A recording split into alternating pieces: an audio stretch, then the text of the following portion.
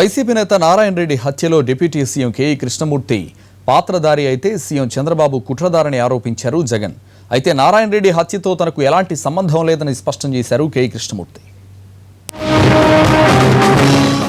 ఏకంగా మనుషులను చంపే స్థాయిలోకి ఈ రాజకీయ వ్యవస్థను చంద్రబాబు నాయుడు గారు దిగజారుస్తూ ఉన్నారు. ఇంతకన్నా కిరాతకం, ఇంతకన్నా దారుణం ఏది ఉండదు. యాక్షన్ తీసుకోవాలి. చంద్రబాబు నాయుడు గారు కుట్రదారుడు, చేసింది కేఈ కృష్ణమూర్తి గారి కాన్స్టిట్యున్సీ. డిప్యూటీ సీఎంగా ఉన్నారు ఆయన. డిప్యూటీ సీఎంగా ఉండి ఆయన పాత్రదారుడు.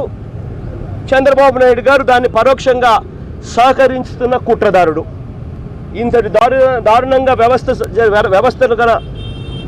వ్యవస్థలు కన్నా జరిగితే ఇక డెమోక్రసీ అనేది బతకదు. జగన్ది దింపుడు కల్లా ఆశ.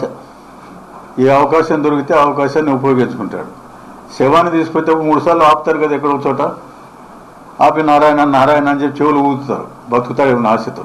అట్లా జగన్ ఏదో నింద వచ్చేసి చంద్రబాబు పైన పెడితే ఇదన్నా సక్సెస్ అవుతుందో, ఇదన్నా విజయవంతం అవుతుందని చెప్పి ప్రయత్నం చేస్తాడు. గవర్నర్ కలిసింది ఇది ఫస్ట్ టైం కాదు, చాలాసార్లు కలిశాడు. కానీ జగన్ ప్రయత్నాలు జగన్ చేసుకుంటాడు, ప్రతిపక్ష నేతగా చేసుకుంటున్నాడు.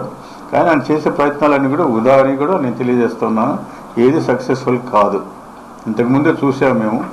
ఆయన ఎక్కడ ఏ విధంగా ఈ కార్యక్రమాలు జరుపుతాడో మాకందరికి బాగా తెలుసు. కాబట్టి ఒక జగన్ గురించి భయపడే ప్రసక్తి మాకు లేదని తెలియజేస్తాను.